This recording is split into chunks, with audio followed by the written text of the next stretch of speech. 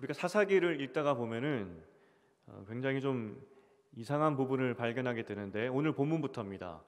그러니까 17장부터 마지막 21장까지 내용이 이상합니다.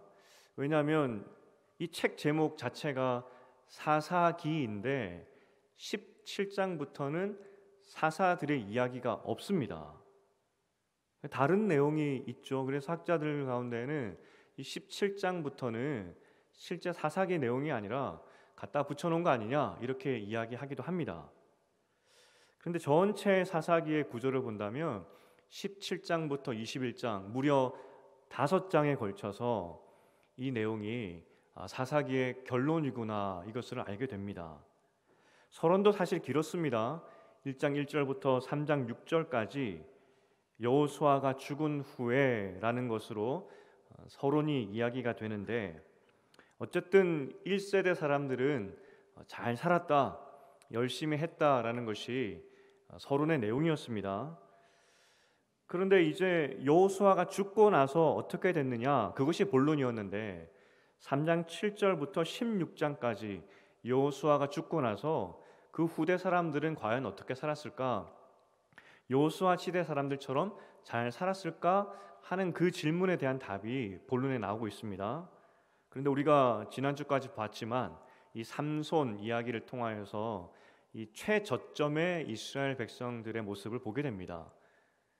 그리고 이 모든 사사들의 이야기가 끝나고 나서 결론적으로 17장부터 21장의 내용이 나오는데, 그렇다면 왜 이스라엘 백성들은 그러한 최저점의 바닥까지 떨어졌느냐, 왜 이 지경이 되었느냐, 이것을 결론적으로 답을 주고 있는 겁니다. 결론에 이르러서야 이 삼손을 비롯한 사사들의 실패의 원인에 대해서 이야기를 해주는데, 결론에서 계속 반복되는 구절이 있었습니다. 우리도 6절에서 읽었는데 우리 한번 6절을 다시 한번 읽어보겠습니다. 6절입니다. 시작. 그때 이스라엘의 왕이 없었으므로 사람마다 자기 소견에 옳은 대로 행하였더라. 이것이 계속해서 반복되는 결론의 그 내용들입니다. 그러니까 이렇게 된 이유는 이스라엘 안에 왕이 없었기 때문이다, 그렇게 이야기를 하죠. 그러면 이 여기서 말하는 이 왕이라는 것이 왕정 제도의 그 왕을 가리키는 것인가? 이제 사사기가 끝나고 나서는 사무엘이 나오고 있고 우리가 함께 주일날 보고 있듯이 사울과 다윗이라는 그 왕정 제도로 넘어가는데, 아직 이스라엘에 그 왕들이 없기 때문에 이렇게 형편없이 살았다, 그 말일까요? 여기서 왕이 없었다는 그 말은 왕정 제도를 말하는 것이 아니라 하나님을 이야기하고 있는 겁니다. 영적인 지도자가 이스라엘 가운데 없었기 때문에, 하나님이 이스라엘의 왕이 되시지 않았기 때문에 이렇게 형편없이 살았다, 그것이 결론적인 그 내용에서 지금 보여주고 있는 그 결론이라는 겁니다. 그러면 어떻게 하다가 이렇게 됐을까? 그 내용을 오늘부터 좀 살펴보려고 합니다. 오늘 이제 17장에 이르러서 이제 이렇게 된 결론적으로 그 사람들의 이야기를 통해서 보여주고 있는데, 오늘은 3명의 인물이 등장을 합니다. 셋 다 좀 이상한 것 같습니다. 읽으실 때 느껴졌을지 모르겠지만 셋 다 좀 이상합니다. 먼저 미가라는 인물을 좀 살펴보겠습니다. 먼저 이 미가라는 사람의 이름의 뜻은 누가 하나님과 같은가 라는 겁니다. 누가 하나님과 같은가, 굉장히 성경적인 이름이죠. 좋아 보입니다. 대략 한 40살은 넘었을 것 같습니다. 왜냐하면 그 근거가 5절에 보니까 자신의 아들을 제사장 삼았다 이야기를 합니다. 제사장은 최소 20살 이상이 될 수 있었기 때문에, 나이로 치면, 그러니까 20살 이상이 된 성인 아들을 가진 사람이라면 이 사람은 아마 40살 이상은 된 그런 나이의 사람이었을 것이다. 중년 정도 되겠죠? 그런데 이 40이라고 하면 사실 불혹이라고 해서 유혹에도 잘 넘어지지 않는다, 이렇게 이야기하지 않습니까? 근데 이 미가는 유혹에 너무나 쉽게 넘어지는 사람이었습니다. 뭐에 넘어졌느냐? 돈이었습니다. 어떻게든 부자가 되고 싶었던 것이 이 미가의 마음이었던 거죠. 그가 40이 넘어서 부자가 되기 위해서 선택했던 방법이 무엇이냐면 어머니 재산을 훔치는 거였습니다. 여러분 1, 2절을 잘 풀어서 제가 설명드리면 이 어머니가 엄청난 현금 부자였습니다. 원문에 보면 은 1100세겔을 가지고 있었는데 이 1100세겔이 참 아이러니하게도 들릴라가 삼손을 블레셋에게 넘길 때 그 제시받았던 그 금액과 똑같습니다. 어떤 사람은 이 미가의 어머니가 들릴라 아니냐 뭐 이렇게 이야기하기도 하는데 그건 아니고 이 돈이 굉장히 부정하게 사용될 거다, 이것을 상징적으로 보여주고 있는 그 금액입니다. 그 10세겔, 10세겔이 학자마다 조금씩 다르지만 대략적으로 그 노동자들의 1년 연봉이라 이야기합니다. 그러니까 이 어머니가 얼마나 큰 현금을 가지고 있었냐면 110년 동안 노동자가 벌어야 하는 그만큼의 큰 가치의 돈을 가지고 있었다는 겁니다. 1세겔이 11g이니까 뭐 키로수로 따지면 12.5kg의 은괴짝을 그 어머니가 보유하고 있었다는 것이죠. 잘 살았던 집안입니다. 이 괴짝 큰 것을 보게 되니까 정말 이 집안은 정말 금수저 집안이다 싶습니다. 그런데 이것이 도둑맞습니다. 누가 가져갔겠습니까? 이 집안에 큰 은괴짝이 숨겨져 있었는데 그것을 큰 괴짝을 훔쳐갈 만한 사람을 보면 아마도 면식범의 소행이 아닐까, 뭐 그런 생각도 들기도 하고요. 사실 어쨌든 미가 입장에서는 부자 어머니를 두었습니다. 그런데 오늘 1, 2절을 해설을 해보면 미가가 그것을 훔쳐갔었습니다. 아니, 다 큰 아저씨가 이걸 왜 훔쳐갔을까?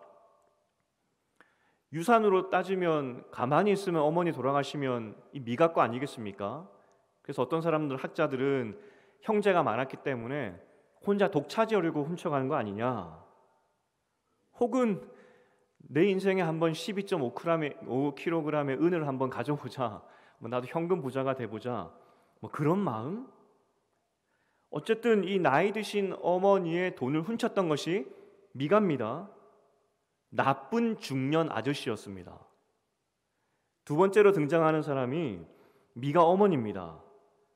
돈 많으신 할머니시죠. 우아한 노후를 즐기고 있었을 수도 있습니다. 그런데 이 할머니가 돈을 분실하고 나서 욕쟁이 할머니로 변합니다. 큰 돈을 잃고 가만히 있을 사람이 없겠죠. 그래서 독한 말로 저주를 퍼붓습니다. 이 돈 훔쳐간 놈 죽어라 하면서 저주를 퍼붓게 되는 것이죠. 제가 중학교 때 어머니와 함께 수요 예배를 갔던 날이었던 것 같습니다. 대략 그 저녁이었던 것 같은데, 저희 어머니가 조용하시고 평소에 큰 소리도 잘 내시지 않으시고 험한 말 안 하시는 그런 분인데, 그 장마철이었던 것 같고, 그래서 찻길을 이렇게 따라서 교회로 가고 있었는데 이 차가 지나가다가 이 웅덩이의 물을 탁 치면서 어머니가 온통 그 물을 다 뒤집어 쓰시고 다 젖어버린 겁니다. 저는 중학생 때 그 모습을 보고 너무 웃겼습니다. 그냥 막 웃었고요, 정신없이. 근데 어머니가 그 차를 향하여 하시는 말씀이 가다 빵꾸나 나버려라 그러는 겁니다. 웃기기도 하지만 이 중학교 2학년 중학생 사춘기의 그 정의로운 그 또 나이 아니겠습니까? 제가 정색을 하면서 또 기성세대의 반발감이라고 할까요? 어떻게 크리스찬이 그렇게 저주를 퍼볼 수가 있냐고 막 그렇게 뭐라 했던 그런 기억이 납니다. 여러분, 고대 근동을 한번 상상해 보십시오. 그 당시에 돈을 잊어버리면 지금은 경찰에라도 신고할 수 있지만 그 당시에는 그것도 없습니다. 고대 근동에서 돈을 잃어버렸을 때 그들이 가장 할 수 있었던 최선의 방법은 신의 도움을 비는 것입니다. 신의 도움을 빌어서 신이여 돈 훔쳐간 놈 저주 내려주시고, 그래서 그 사람이 무서워서 나에게 그 돈을 돌려주게 해주십시오 라는 것이 할 수 있는 유일한 해결책이었습니다. 어쩌면 우리나라 그 사극에 보면은 지푸라기로 사람 만들어 놓고 바늘로 찌르는 거, 그런 거 보셨지 않습니까? 어쩌면 그런 주술적인 행위를 했을 수도 있습니다. 그런데 이 저주가 우리가 생각하는 그 상상 이상의 수위였던 것 같습니다. 뭐 욕되길로 하면은 우리 뭐 황산벌이라는 그 영화도 보셨겠지만 뭐 엄청 심한 욕이 막 오고 갔던 것 같습니다. 얼마나 그 저주의 내용이 적나라했으면 아들이 듣고 어머니 사실은 제가 훔쳐갔습니다라고 하면서 돌려줄 정도였다는 겁니다. 귀에서 피가 날 정도로 그렇게 저주를 했던 것 같습니다. 미가는 돈을 사랑했는데 동시에 이 어머니가 하는 그 저주의 말도 정말 무서웠던 것 같습니다. 그래서 그 저주가 무서워서 어머니께 돈을 돌려드립니다.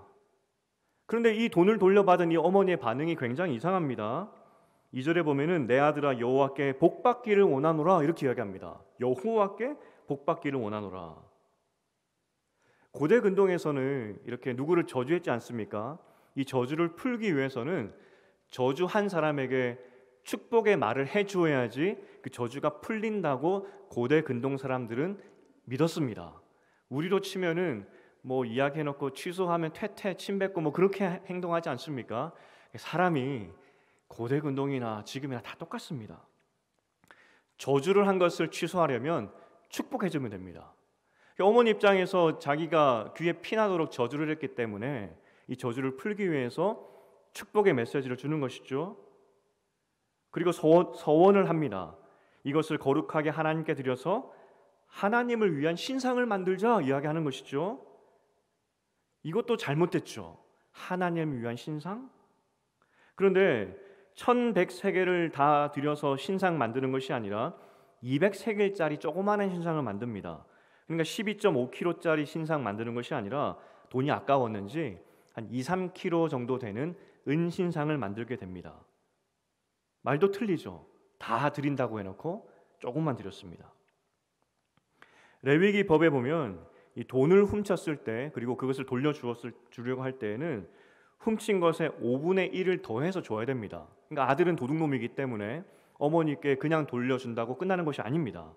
1100세겔 플러스 5분의 1이니까 110세겔을 더해서 돌려줘야 되는 것이죠. 그리고 제사장에게 가서 내가 죄를 지었습니다 하면서 제사를 지내야 됩니다. 하지만 이 집안에는 그런 과정이 아무것도 없습니다. 오히려 그 돈을 가지고 하나님을 위한 우상과 같은 것을 만들자 그렇게 이야기하는 것이죠. 입으로는 하나님을 찾고 있습니다. 어머니께서. 하지만 이방 종교와는 다를 바가 없는 행동을 지금 이 어머니가 하고 있다는 겁니다. 그리고 이렇게 된 이유가 6절에서 나오는데 그때 이스라엘에 왕이 없었으므로 사람마다 자기 소견에 옳은 대로 행했다는 겁니다. 그러니까 미가 이 아들과 엄마의 이야기를 들려주면서 그 당시에 하나님의 말씀이 그들의 왕이 되지 않았기 때문에 그들의 삶의 기준이 되지 않았기 때문에 이런 어처구니 없는 일들이 일어나더라는 겁니다. 말씀이 없기 때문에 가르쳐줄 사람이 없었기 때문에. 그 이야기가 끝나고 나서 그 다음에 등장하는 사람이 그러면 하나님의 말씀을 누군가 알려줘야 되지 않겠습니까? 하나님의 말씀을 알려줄 수 있는 레위인이 등장을 합니다. 그러니까 이런 가정 가운데 레위인이 가서 바로 잡아주면 되겠죠. 그럼 이 레위인 세 번째 등장 레위인은 어땠느냐? 베들레헴에 사는 레위인이라고 설명을 합니다. 굳이 베들레헴에 살고 있다라고 표현을 했는데 이게 굉장히 중요한 말씀입니다. 왜냐하면 베들레헴에는 그 레위인이 사는 땅이 아니기 때문입니다. 레위인이 있으면 안 됩니다. 레위인이 사는 지역은 이스라엘 그 지역 안에서 48개 성으로 제한되어 있었습니다. 거기서 사는 것이 레위인입니다. 그래서 레위인은 흩어진 48개 성에 골고루 살아서 사람들에게 그곳에서 이제 로컬 철치라 그러겠죠. 우리 교회처럼 그렇게 그 지역 사람들에게 하나님 말씀을 전하면 되는데 이 베들레헴은 레위인에게 할당된 도시가 아니라는 겁니다. 그럼 왜 그가 베들레헴으로 이사 갔을까? 뭔가 좀 이상하다는 겁니다. 그런데 그가 베들레헴에 살았던 이유가 9절에 나옵니다. 직업을 찾아 헤맸다는 겁니다. 레위인으로는 먹고 살기 힘들어서 자기가 원래 할당 받았던 그 땅 버리고 거기서 말씀을 가르쳐야 되는데 그 교회 버리고 베들레헴으로 갔다는 겁니다. 일거리 찾아서. 청년이라고 소개를 하고 있는데 30살이 넘어야 성전에서 직접적으로 이제 섬길 수 있었기 때문에 아마도 이 청년은 30살 이전에 아직 성전에서 봉사하기 이전에 그런 젊은 사람이 아닐까 그런 생각이 듭니다. 어쨌든 이 젊은이가 레위인으로는 먹고 살기 힘드니까 구직 활동을 하기 위해서 이스라엘을 돌아다녔다는 겁니다. 그때 미가가 그 레위인을 알아보고 그렇다면 우리 집 개인 제사장이 되어달라고 부탁을 하는 것이죠. 10절에 보면은 나를 위하여 아버지와 제사장이 되라 이야기를 합니다. 아버지와 제사장. 표현이 너무 좋죠. 왕이 없어서 우리가 지금까지 우리 멋대로 살았는데 우리 집안에 들어오셔서 아버지가 되어주시고 말씀을 알려주십시오 라는 부탁 같아 보이기 때문에 표현은 참 좋아 보입니다. 존경의 의미를 담았죠. 그리고 그에게 싹쓸 이야기를 하는데 은 10개, 의복, 먹을 것, 집을 주겠다고 제안을 합니다. 아까 말씀드렸지만 은 10세겔 정도는 노동자 1년치 연봉이라 그랬으니까 연봉도 주고 집도 주고 먹을 거 주고 옷도 준다고 하니까 이것만큼 좋은 일자리가 어디 있겠습니까? 무명의 제사장 레위인은 받아들입니다. 나 취직했다고, 좋은데 취직했다고 아마 집에다가 편지 보냈을 것 같습니다.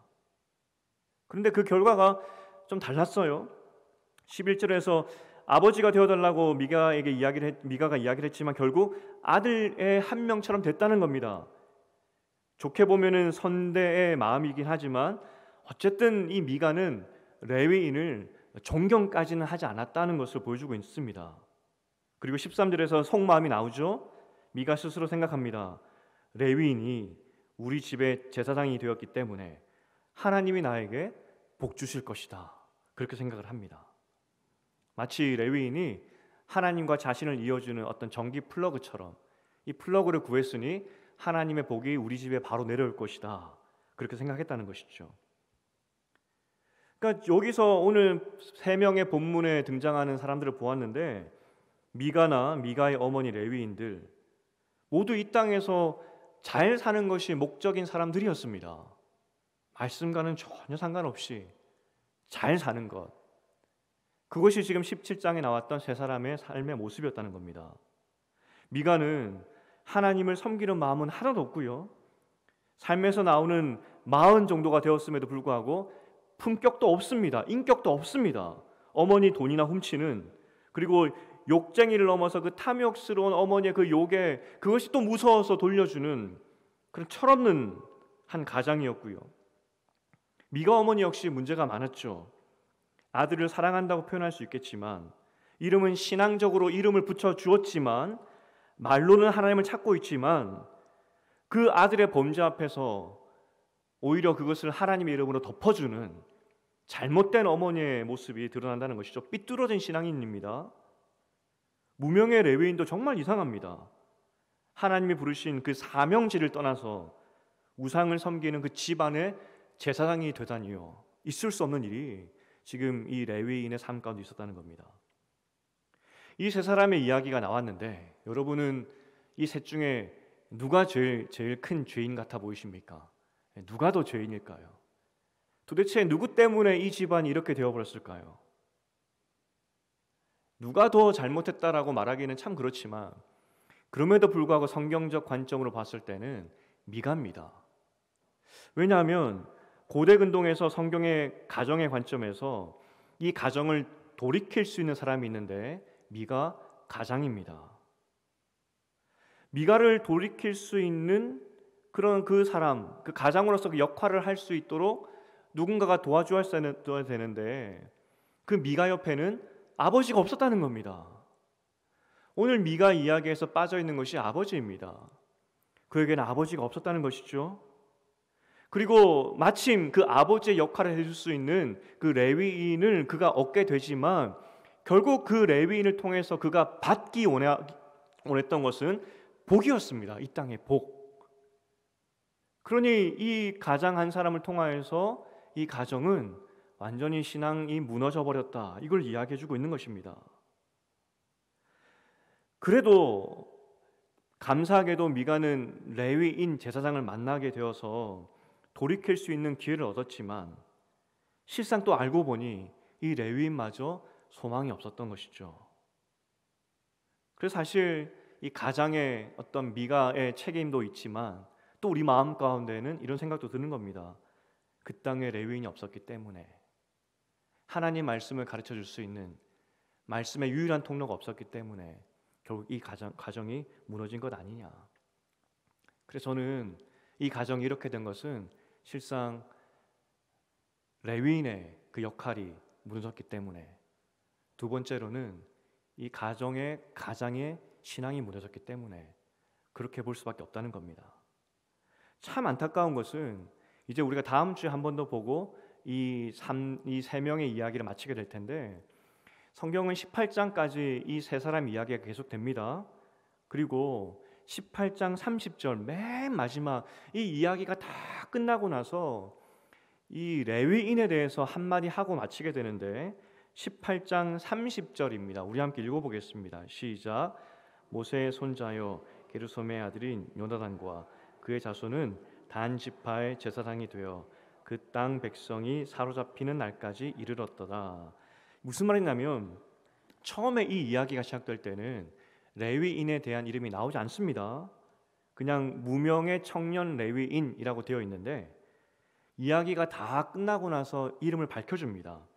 요나단이었고, 그런데 이 요나단은 모세의 손자였더라 이야기하는 것이죠.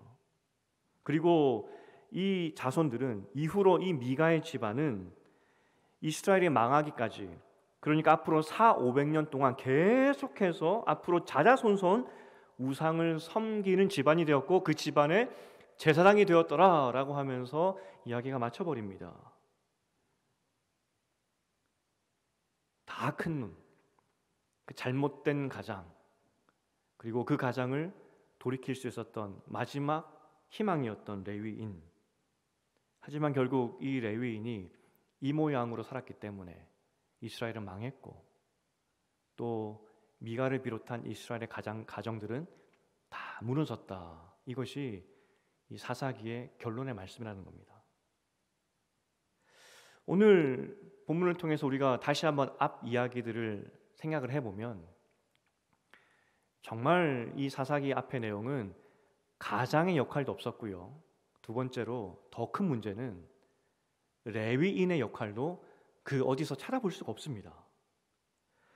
삼손이 20년 동안 죄짓고 방황할 때 그 아버지의 역할도 없었긴 하지만, 그 20년 동안 단 한 사람 제사장도 나서서 너 나실인인데, 하나님께서 너 태어날 때 나실인으로 부르셨고 그렇게 살라라고 말씀하셨는데 왜 그렇게 포도주는 마셔도 되고, 왜 죽은 사자는 만지고, 왜 그렇게 사느냐고 단 한 사람도 나실인의 법을 상기시켜주는 사람이 없었습니다.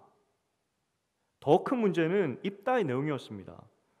입다는 헛된 맹세로 딸을 하나님께 바치는 제사를 드렸습니다. 그 딸이 자신에게 그 2달을 달라고 시간까지 요구를 했고요.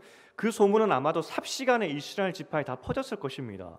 그러면 48개 성의 레위인들이 흩어져 살았을 것인데, 소문 다 났을 것인데, 단 한 사람이라도 입다에게 찾아가서 당신 그 맹세는 레위기법에 어긋나는 것이니 그 맹세는 원천적으로 무효입니다 라고 해주는 사람이 단 한 사람만 있었다고 하더라도 그 딸을 바치는 일은 없었을 텐데, 아무도 그런 내용을 말해주는 사람이 없었다는 겁니다. 그래서 아빠가 딸을 하나님께 바쳤더라. 결국 한 가정에 큰 슬픔이 임하게 되는 것이죠. 하나님은 이스라엘에 먼저 큰 영적 지도자로 레위인을 주셨습니다. 하나님이 가나안 땅에 들어가서 이스라엘 백성들이 새롭게 살기 시작할 때 그 새로운 백성들에게 주신 종교 시스템이 레위인입니다. 레위인 중심으로 하나님 말씀을 삶의 기준으로 삼아서 살아라. 그것이 이스라엘 백성의 종교 시스템이었습니다. 그런데 이 레위인들이 1차적으로 역할을 못했다는 겁니다. 하지만 레위인 입장에서도 할 말은 참 많을 겁니다. 레위인에게 실제적으로 아무런 권한이 없습니다. 이방 종교들처럼 영적인 권위를 주거나 권한을 하나님이 주신 것이 없습니다. 이들은 백성이 주는 11조로 생활을 해야 되는데, 그런데 백성들이 11조를 안 주는 겁니다. 월급을 안 주는 것이죠. 그러니까 먹고 살기 바쁘니까 오늘 청년 같은 레위인들이 발생하기 시작하더라는 겁니다. 이스라엘 백성들이 말씀을 듣고 또 말씀대로 살기 위해서 찾아오고 말씀 배우고 하면서 하나님 말씀대로 11조를 자신들에게 드려서 그들은 그것으로 먹고 살아야 되는데, 이스라엘 백성이 더 이상 하나님 말씀을 듣지 않으니 찾아오지도 않고 자신의 소유를 11조로 주지도 않고, 그러니 그들은 먹고 살기 위해서 직업을 찾아 헤매더라는 것입니다. 제가 지금 목사의 어떤 교회 운영을 위한 11조를 말하는 것이 아니라 구약의 종교 시스템을 말하고 있는 것입니다. 느헤미야 12장에 보면은 이스라엘 백성이 망했다가 포로에서 돌아오게 됩니다. 포로에서 돌아왔던 이스라엘 백성들이 하나님 앞에서 나라를 새롭게 할 때 그들이 약속했던 것이 하나 있었습니다. 하나님, 우리가 새 마음으로 시작하겠습니다. 새 마음으로 새롭게 가난해서 나라를 시작하겠습니다 라고 하면서 약속했던 것이 무엇이냐면 레위인들에게 11조 잘 주겠습니다. 그들도 이 자기 조상들이 왜 망했을까? 포로 생활하면서 말씀을 읽고 수십 년 동안 고민을 해보니, 우리 백성들이 말씀을 멀리하게 됐는데 그 결과로 이 흩어진 레위인들에 대해서 제대로 월급을 주지 않았고, 결국 그들이 마을을 떠나버리고 결국 이스라엘 백성들 평민들이 말씀을 들을 수도 없고, 그 연쇄적으로 결국 나라가 망하게 되었구나. 그래서 포로로 돌아왔던 이스라엘 백성들이 느헤미야 12장에서 약속합니다. 제사장들에게 월급 잘 주겠다고.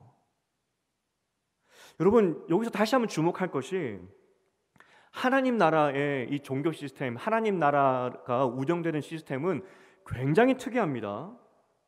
종교 지도자들을 세우셨는데 말씀을 가르치고 말씀대로 살라 하는 것이 이스라엘 백성에게 준 유일한 이 통치 시스템이고 종교 시스템입니다. 하지만 레위인들의 말을 듣지 않는다고 해서 하나님은 어떠한 페널티도 말씀하지 않았습니다. 안 들으면 끝입니다. 그들에게 월급 안 주면 끝입니다. 사사기에 이스라엘의 왕이 없었다고 이야기를 하는데 영적인 지도자가 없었고 말씀이 없었다는 그런 의미라고 말씀드렸습니다. 하지만 이것은 이스라엘 백성이 그렇게 선택한 겁니다. 안 듣겠다고, 안 차당한 것이죠. 다른 종교 시스템과 아무리 비교해봐도 사실 이스라엘에 주신 하나님의 종교 시스템은 너무나 자율적입니다. 안 들으면 그만이죠. 반면에 모세 오경을 가지고 비슷한 종교를 만들었던 이슬람을 한번 보십시오. 이슬람. 하루 5번씩 강제적으로 기도를 시키고요. 메카를 향해서 반드시 절을 해야 됩니다. 그것이 이슬람의 힘이다라고 모두 다 이구동성으로 말을 하죠. 사람의 심리가 정한 시간에 모든 사람들이 엎드려 절을 할 때 거기서 엄청난 종교적인 시너지가 발생을 한다고 합니다. 그래서 이슬람이 강한 거라고요. 또 종교 지도자들의 말이 곧 법입니다. 얼마나 이슬람 지도자들이 강력한지 아시죠? 말 한마디가 법입니다. 그러하기 때문에 이슬람은 지금도 강력한 종교로 지금 있는 것이죠. 하지만 하나님은 그 인간의 역함을 아실 겁니다. 분명히. 이렇게 너무나 자율적으로 종교 시스템을 이스라엘에게 준다면 분명히 시간이 흐르면 레위인들에게 찾아가지 않을 것이고 월급 안 줄 것이고, 그러면 레위인들이 직업 찾아서 48개 성을 다 버리고 떠나버릴 것이고, 그러면 이스라엘 백성 안에 말씀을 가르칠 사람은 없을 것이고 결국 이스라엘은 망할 것인데, 그거 하나님 다 아셨을 것인데 하나님은 믿음이 흔들리지 않도록 왜 강력한 종교 시스템을 주시지 않았을까? 하루 5번 예루살렘을 향하여서 기도하라고. 아니 다니엘이 비슷한 거 했잖아요. 그것처럼 하라고. 또 레위인들에게 좀 종교의 어떤 권위를 주어서 레위인들의 법을 어긴다면 파면 이런 어떤 능력을 주시던지. 하지만 하나님이 말씀하셨던 것은 말씀을 가르치고 그 말씀을 잘 들으라. 그게 전부였습니다. 그러니 출애굽을 한 후에 오늘 본문의 배경, 이 손잡벌밖에 안 된다고 하니까 아무리 학자들 이야기했을 때 아마도 이 사건은 불과 출애굽한 후 100년 혹은 200년에 있었던 이야기일 것이다 라고 이야기를 합니다. 출애굽한 후에 이렇게까지 이스라엘 백성이 쉽게 떠나버리는 너무나 느슨한 종교 시스템, 이것이 하나님이 이스라엘 백성에게 주셨던 종교 시스템이라는 겁니다. 우리 지금 세대도 마찬가지죠. 교회는 하나님 말씀이 있는 또 예수 그리스도를 몸으로 하는 그 거룩한 하나님의 성전이라고 우리는 믿고 있습니다.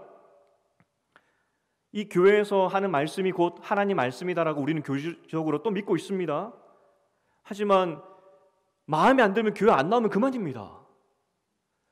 말씀이 읽다가도 별로 재미없으면 덮어버리면 그만입니다. 누가 말씀 안 읽는다고 야단치는 사람이 없죠.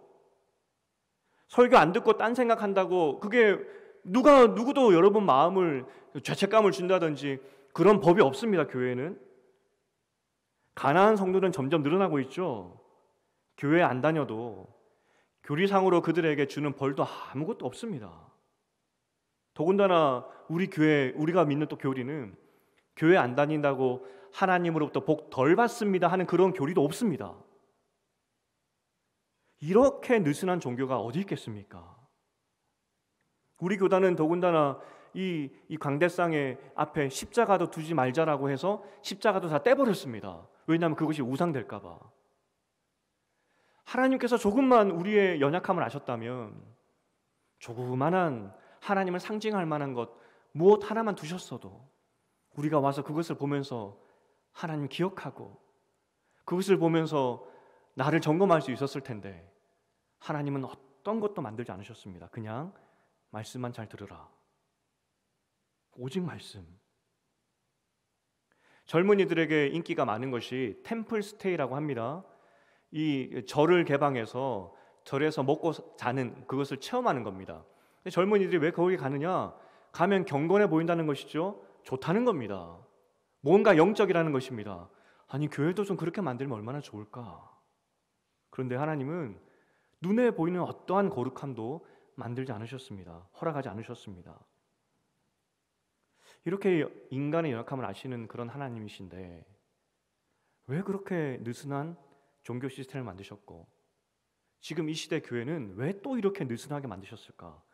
그러니까 가난한 성도가 발생하는 거 아닌가라는 생각이 듭니다. 왜 그러셨을까? 저는 하나님의 자신감이라고 표현하고 싶습니다. 우리 히브리서 4장 12절을 한번 읽어보겠습니다. 히브리서 4장 12절입니다. 시작. 하나님의 말씀은 살아있고 활력이 있어 좌우의 날선 어떤 검보다도 예리하여 혼과 영과 및 관절과 골수를 찔러 쪼개기까지 하며 또 마음의 생각과 뜻을 판단하나니. 여기까지입니다. 하나님께서 말씀에 대해서 정의하시기를 말씀은 살아있다. 그리고 활력이 있다. 좌우의 날선 어떤 검보다도 예리해서 우리 혼과 영과 및 관절과 골수를 찔러 쪼개기까지 한다. 그 말씀에 대해서 우리에게 설명해 주고 있습니다. 하나님은 우리에게 요구하시는 것이 딱 한 가지라고 말씀드렸습니다. 말씀 잘 듣고 말씀대로 살라. 근데 하나님께서 이 말씀만 주셨는데 이 말씀이 얼마나 강력한지를 히브리서 4장 12절에서 말씀해 준다는 겁니다. 너무나 이 종교 시스템이 느슨해 보이지만 우리가 그 말씀을 마음 가운데 두고 묵상하기로 작정하고 그 말씀을 가까이 한다면 그 말씀은 정말 살아서 그 어떠한 세상의 종교 시스템보다 우리 마음을 찔러 쪼개고 변화시키는 강력한 말씀이라는 겁니다. 이 말씀이 너무나 완벽하기 때문에 이 말씀이 너무나 강력하기 때문에 굳이 다른 종교 시스템이 필요 없는 겁니다. 우리가 우리 스스로를 옥죄기 위해서 뭐 제도를 만들고 어떤 시스템을 만들고 그렇게 신앙생활을 할 수가 있습니다. 새벽 기도도 만들고 유례 없는 이런 기도회도 만들고 그렇게 해서 우리는 신앙생활을 하는 것처럼 포장할 수도 있겠습니다. 하지만 하나님께서 우리에게 요구하신 단 한 가지 종교 시스템은 말씀 묵상입니다. 왜냐하면 그 말씀이 그 어떤 것보다 강력하기 때문에 하나님의 자신감에서 나오는 하나님께서 우리에게 주신 유일한 종교 시스템이라는 겁니다. 그래서 하나님께서 말씀하시지 않습니까? 정말 내가 말씀하시는 하나님인지 아닌지 테스트 해보라고. 하나님 나에게 말씀하여 주시옵소서. 그렇다면 그 하나님 말씀이 우리에게 오셔서 영과 혼과 관절까지 찔러 쪼개는 그런 일들을 반드시 하실 것이다. 그것을 우리에게 말씀하고 있다는 겁니다. 우리를 신앙인답게 만들어주는 것은 어떠한 종교 시스템으로도 될 수가 없습니다. 그냥 오늘 미가 어머니처럼 실상은 속은 돈만 밝히면서 입은 하나님을 이야기하는 그런 사람들로 만들어버리는 것이 종교 시스템입니다. 우리를 정말 바꿔주는 것은 하나님 말씀입니다. 그리고 하나님께서 말씀하십니다. 그거로 충분하다. 하나님은 이스라엘 백성을 탈출시키고 나서 그 어떤 것도 만드시지 않고 말씀만 주셨고, 신약 성경에 나오는 교회도 마찬가지입니다. 하나님은 우리에게 말씀만 허락하셨습니다. 그런데 그 말씀이 정말 강력하다고요. 그 말씀이면 충분하다고 하나님은 말씀하고 있는 겁니다. 하나님의 자신감이죠. 이제 적용입니다. 오늘은 적용인데, 하나님은 분명히 말씀하시는 하나님이십니다. 백성이 왕이 없어 망했다 이야기했는데 그들이 그 말씀을 찾지 않았기 때문에 망한 겁니다. 우리가 말씀을 찾으면 하나님 말씀은 살아 운동력이 있기 때문에 반드시 말씀하십니다. 그럼 우리가 어떻게 말씀을 찾아야 되느냐? 어떻게 이 말씀이 우리 삶 가운데 살아 운동력 있게 만드느냐? 이것이 우리 교회의 고민이 되어야 된다는 겁니다. 어떻게 하면 주일 예배 때 말씀만 기억하고 말씀만 묵상하고, 어떻게 하면 일주일 동안에 하나님 말씀이 내 삶을 쪼개기를 바라는 그 마음이 온 성도 가운데 공유될 수 있느냐? 그것이 교회의 고민이 되어야 된다는 겁니다. 그래야 왕 되신 말씀이 우리를 이끌기 때문입니다. 그 고민이 없다면 우리는 오늘 본문의 미가의 가정처럼 왕이 없어서 망하는 가정이 된다는 겁니다. 지금 코로나 때 어쩌면 한국 교회는 정말 기회가 왔습니다. 왜냐하면 이 전문가들이 코로나 전부터 계속 경고했던 내용들이 있었습니다. 저는 청년 사역자였고 미래를 계속 준비했던 그런 사역을 했었기 때문에 이 코로나 전부터 미래를 걱정하는 그 학자들, 교회 학자들의 이야기가 남일이 아니었는데 아무도 안 믿는 겁니다. 믿지를 않아요. 제 눈에는 그게 보이는데. 그런데 코로나가 지나면서 이제 한국 교회가 정말 위기가 왔구나, 이 경각심을 가지게 된 것 같아서 저는 오히려 기회인 것 같습니다. 이 학자들이 그리고 이 전문 기관들이 조사한 것 중에 하나가 눈여겨볼 것이, 가정의 청소년들에게 최근에 코로나 기간을 지나면서 질문한 것이 너희에게 가장 신앙에 영향을 많이 준 사람이 누구냐라고 아이들에게 물었었습니다. 이 아이들이 1, 2등으로 누구를 꼽았냐면은 엄마 아빠를 꼽았습니다. 그리고 주일학교 교사는 저 6등인가 제일 꼴찌입니다.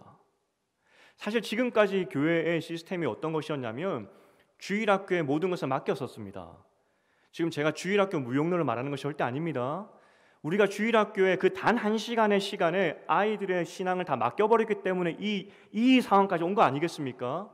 성경적인 신앙의 교육은 가정입니다. 가정에서 하나님 이야기하지 않고 오늘 본문의 미가 어머니처럼 우리가 살았기 때문에 가정이 무너져 버렸다는 겁니다. 신앙이 무너져 버렸다는 겁니다. 아이들이 이야기를 합니다. 내 신앙에 1등, 2등 가장 큰 영향력을 준 사람은 엄마 아빠다고. 성경적으로 살아갈 이유가 이제 드디어 찾은 겁니다.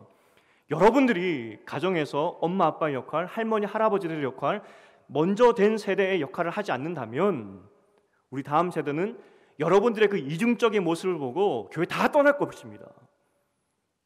남는 게 없다는 겁니다. 그래서 우리의 고민이 무엇이어야 되느냐?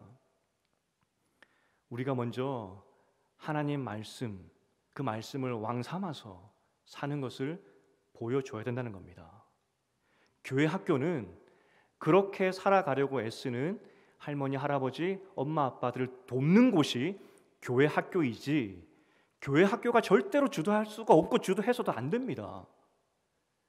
다음 세대의 교육 주체는 말씀을 왕 삼아 살아가는 여러분의 모습이 되어야 된다는 겁니다. 그래서 우리의 고민은 어떻게 하면 온 세대가, 온 가정이, 온 성도님들이 하나님 말씀을 왕 삼아서 살아갈 수 있을까?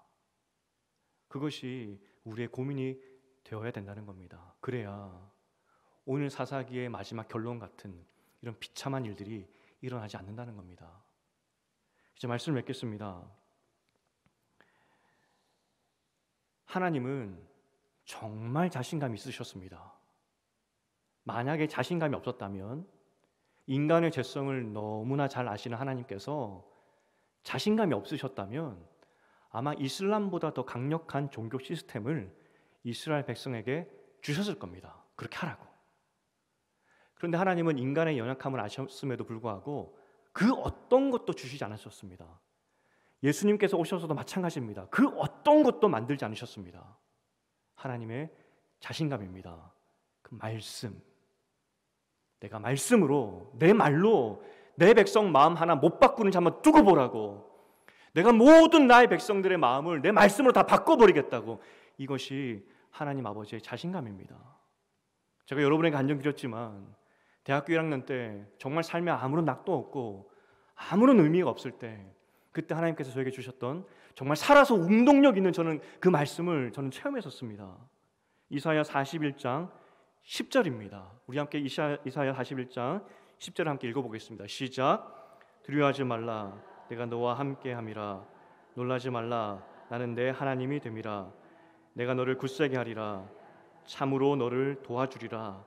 참으로 나의 의로운 오른손으로 너를 붙들리라. 제가 중학교 때부터 외웠던 말씀이었습니다. 제가 너무나 잘 아는 그런 말씀이었습니다. 그런데 그 밤에 이 말씀이 살아 움직이기 시작하는데, 이 말씀이 정말 믿어지기 시작하고 이 하나님의 약속이 내 거라는 것이 알게 되니까 이전에 내 삶에, 그리고 내가 가지고 있던 모든 걱정들, 근심거리가 날아가는 것을 저는 경험했습니다. 정말 말씀은 살아있습니다. 한 사람의 삶을 바꾸기에 충분한 능력이 말씀 안에 있다는 겁니다. 우리 모두가 이 말씀에 사로잡힌다면, 정말 살아있는 말씀을 우리가 경험하게 된다면 우리는 소망이 있는 겁니다. 하나님께서 말씀하십니다. 내 자신감, 말씀으로 다 바꿀 수 있다고.